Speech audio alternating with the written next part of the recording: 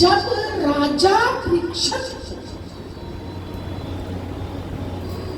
तक्षक डंक लगाने के लिए आना था, उससे पहले सुखदेव जी कहते हैं जब तक हम बैठे रहेंगे तक्षक नहीं आएगा। अब हमारे जाने का समय हो गया, हमें जाने दीजिए।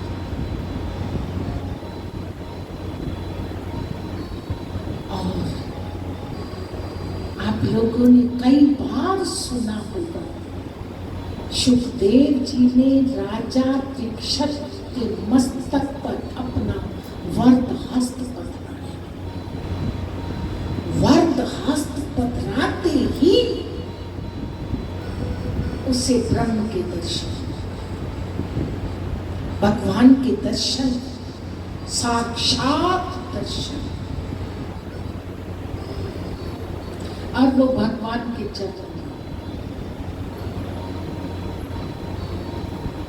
ये स्पर्श बनती थी, स्पर्श। उस स्पर्श बनते हाथ पधराते ही, स्पर्श होते ही, क्योंकि सुखदेव मुनि महाज्ञानी थे और उनको साक्षात दर्शन।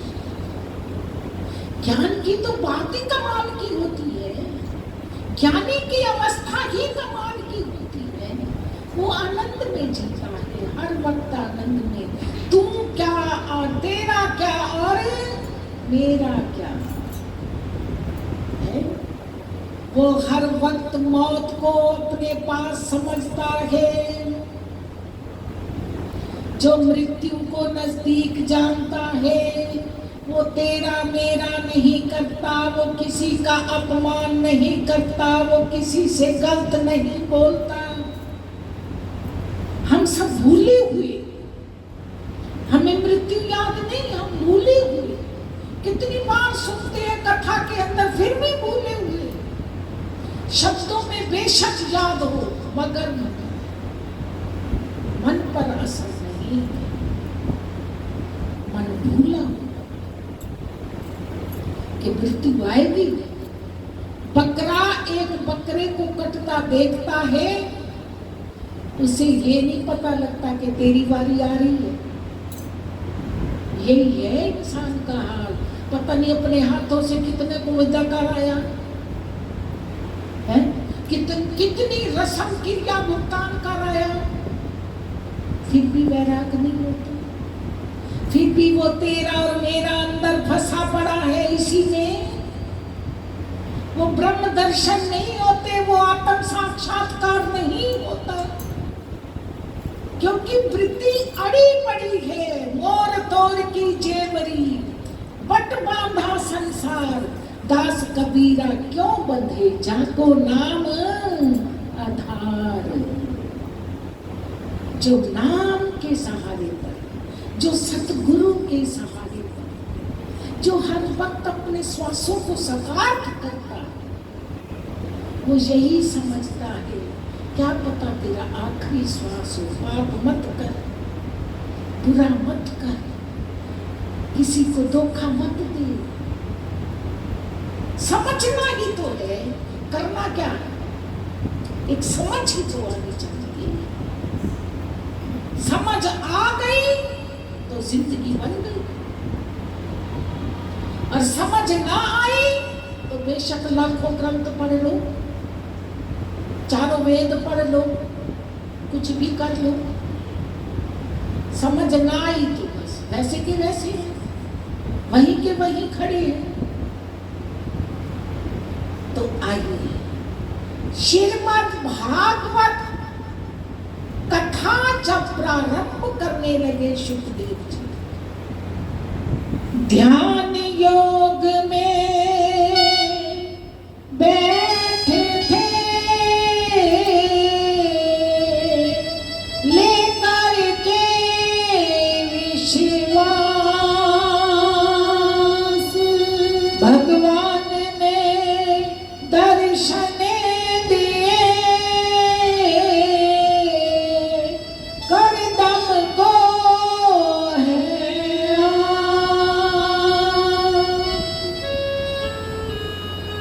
ध्यान योग के अंदर करदम मुनि बैठे, और ध्यान करते करते जब मन निर्मल होता है ना, तभी भगवान का दीदार होता है, मन निर्मल होता है। सुबह हमें भगत जी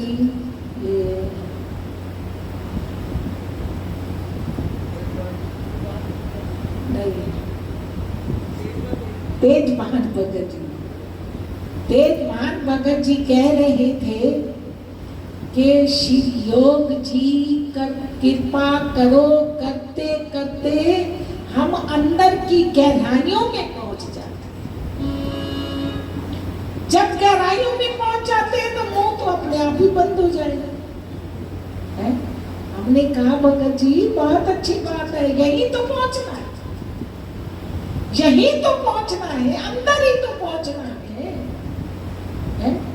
अंदर ही पहुंचना है। वाणी मूक हो गई तो कोई बात नहीं, जब हम अंदर की गहराइयों में पहुंच गए तभी बात बनेगी। और अंदर की गहराइयों में पहुंचना चाहिए, बात बनेगी। तो ऐसे ही अंदर की गहराइयों में कर्दम मुनि पहुंच गए और भगवान ने दर्शन दिया, भगवान प्रकट हो गए। और भगवान ने प्रकट होके कर्दम मुनि से क्या कहा? आज्ञा दी प्रभु ने, करो विवाह का पुत्र रूप में आएंगे हम तुम्हारे पास। भगवान ने क्या आदेश दिया? भजन कर रहे हो, दर्शन दिया और कहा तुम विवाह करो, विवाह करो और हम तुम्हारे घर पुत्र रूप में प्रकट हो। और विवाह का और आदेश दिया, क्योंकि जब ब्रह्मा ने सृष्टि की उत्पत्ति की, ये शुकदेव मुनि ने राजा परीक्षित को उत्पत्ति के बारे में सारा कुछ बताया। उत्पत्ति कैसे हुई है? जब ये संसार लय होता है ना, लय, सारा जल में हो जाता है, कुछ भी नहीं बचता, कुछ भी नहीं होता। कई बार सुनते हो ना कथा, वो किसकी, मार्कंडे की, मार्कंडे की कथा सुनते हो, उसमें बात आती है एक ऐसे दोने के अंदर, दोना ये बना होता है ना पत्तों का, उसमें भगवान जो है ना वो कलोल कर रही है, सारा पानी ही पानी है, भगवान के सिवा और कुछ भी नहीं। जब सृष्टि का लय तब ये केवल जीव की वासनाएं पड़ी, और फिर जब सृष्टि की उत्पत्ति होती है, उन्हीं वासनाओं के साथ ही सृष्टि की उत्पत्ति है। तो क्या हुआ? मनुष्य रूपा सबसे पहले पैदा ब्रह्मा ने की, और मनुष्य रूपा से ही सृष्टि की उत्पत्ति आगे हुई, बड़ी बढ़ोतरी हुई। भगवान कहते हैं मनुष्य रूपा की एक बेटी है और वो बड़ी भक्ति वाली है, और वो तुम्हें तुम्हारे पास अपनी बेटी का विवाह करने के लिए आएंगे, नखरे मत करना। भगवान खुद कहते हैं नखरे मत करना, वो स्वीकार करना, वो तुम्हारे लायक है। अरे भक्ति वाला जीव अगर भक्ति वाले जीव के पास पहुंच जाए तो कितना अच्छा लगता है। देख रहे हो संसार की हालत, जहाँ विचार नहीं मिलते, क्या क्या हो रहा है संसार के अंदर। तलाक तो आजकल मिनट लग रहा है, मिनट। ऐसा टाइम आ गया कलयुग का, ऐसा जोर अभी और भी आगे, इससे भी ज्यादा जोर आएगा कलयुग का, बहुत जोर आएगा, अभी और भी आएगा। अभी फिर भी हमारा तुम्हारा टाइम अच्छा है, कलयुग इतना जोरों में आएगा, कहा भी नहीं जा सकता कैसे करेगा कलयुग। ये ग्रंथों में बताया है। तो भगवान कह रहे हैं वो अपनी बेटी को लेकर आएंगे, नखरे मत करना, भक्ति वाली लड़की है। तो क्या कहा? आदेश दिया भगवान ने, जाओ मनुष्य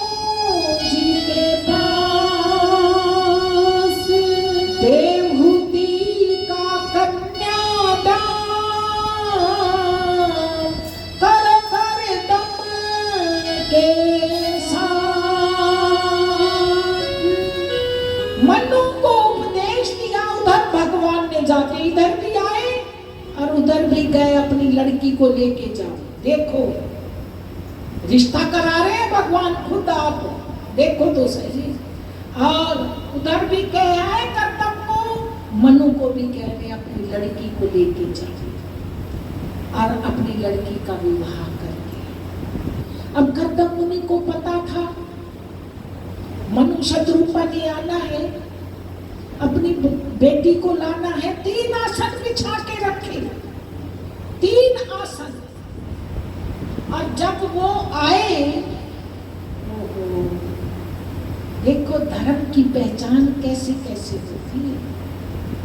वाणी से भी होती है, व्यवहार से भी होती है, बैठने उठने से भी होती है। धर्म कहां कहां छुपा पड़ा है। 3 आसन बिछा के रखे और मनु शत्रुपा तो आके बैठ गए। अब देवहूति सोच रही है ये मेरे भावी पति होने वाले हैं, अगर मैं पति के बिछाए आसन पर बैठती हूँ ये धर्म नहीं कहता। आजकल तो ये चीजें हैं ही नहीं, खत्म, ये डूब गई। और अगर मैं नहीं बैठती तो उनके आसन बिछाने वाले का अपमान होता। दोनों तरफ सोचा है। तो देवहूति ने क्या किया, कितनी समझदारी का काम किया। अपना दायां हाथ, राइट हैंड, वो आसन पर रख दिया और नीचे बैठ। रह गया धर्म, धर्म पूरा हो गया, आसन का अपमान भी नहीं हुआ, धर्म में निभ गया। कर्दम मुनि ने देख लिया इसी बात से कि ये धर्मात्मा, इसी एक बात से पहचानी गई है कि ये धर्मात्मा, इसने धर्म को देख लिया। उसने हाँ तो करनी थी, क्योंकि भगवान कह गए थे विवाह। अरे ये मन है, मन है, अरे उसके प्रेमी हो जाएंगे तो ये मन अपने आप बदल जाता है, नहीं तो कल्पता रहता है, कल्पता रहता है। तो मन से कहा जाता है, मन तो आत्म ज्ञान की सीढ़ियों पे चढ़, तू धर्मात्मा बन। मन ने ही तो बदलना है, मन ने ही तो बदलना है। तो अरे बदल जा, आत्म ज्ञान को प्राप्त कर ले, तो क्या कहा।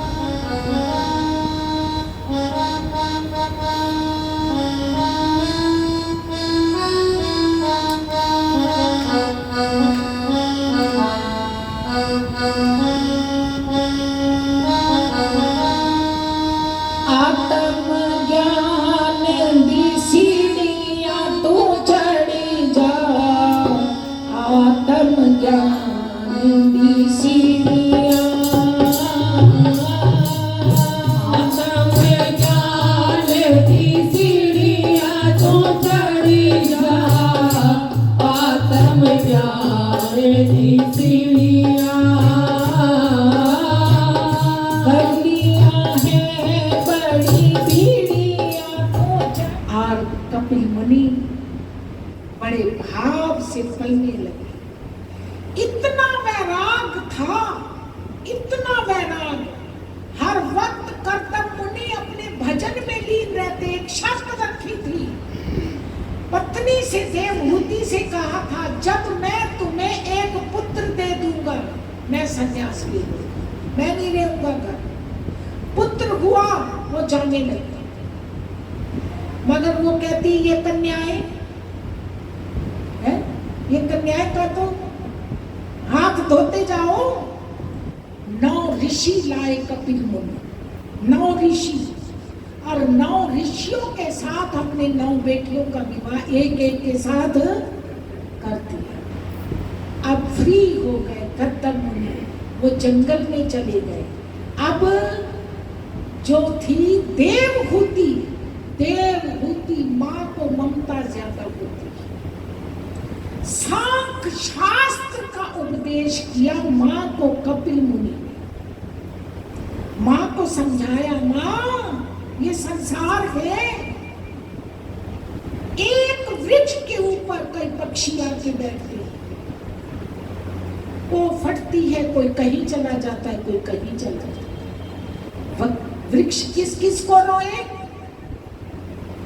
अरे ये संसार है, कई रूपों में पुत्रियां आई, कई रूपों में पुत्र आए, ये संसार है। किस किस की ममता करेगी? किस किस को रोएगी? ममता तोड़ो, भजन में मन जोड़ दो। तो सांख्य शास्त्र का उपदेश किया कर्दम मुनि ने, देवहूति को कपिल मुनि ने बहुत अच्छा उपदेश किया कि माँ संसार में कोई किसी का नहीं है, अकेला ही आया है और अकेला ही जाएगा, ना कोई किसी के साथ आया है और ना कोई किसी के साथ जाएगा है। जब जीव जाता है तो अकेला ही जाता है, तो जब अकेला जाता है तो रास्ते में जाने के लिए और कोई सहारा नहीं मिलेगा। अपने कर्म, रास्ता साफ मिले तो अपने कर्म, और रास्ता कांटेदार मिले तो अपने कर्म। इसलिए रास्ता साफ कर, अभी अवसर, अपना मार्ग साफ कर, नहीं तो ये मार्ग, ये फिर हाथ थोड़ा आएगा समय, ये हाथ नहीं आता। जब वक्त आंख फेर लेता है, जब वक्त आंख फेर लेता है तो कुत्ता भी शेर को घेर लेता है? नहीं तो शेर की क्या मजाल, कुत्ते की क्या मजाल, वो शेर को घेरे। जब ये वक्त होता है, वक्त, जब वक्त आंख फेर लेता है तो कुत्ता भी शेर को घेर लेता है। ये समय की बात है, फिर समय नहीं मिलेगा। भाग्यशाली हो जो पहुंच आते हो ना, बड़ा अच्छा लगता है। ये भाग अपना कर्म बना जाते हो, अपना भाग जगा जाते हो, 7 दिन आनंद ले जाते हो, आनंद ले भी जाते हो, आनंद दे भी जाते हो, अपना भाग जगा जाते हो। आशीर्वाद बना रहे, कृपा गुरुदेव की बनी रहे, जीवन में खुशहाली बनी रहे, सब भक्ति के रंग में रंगे रहो, आनंद लेते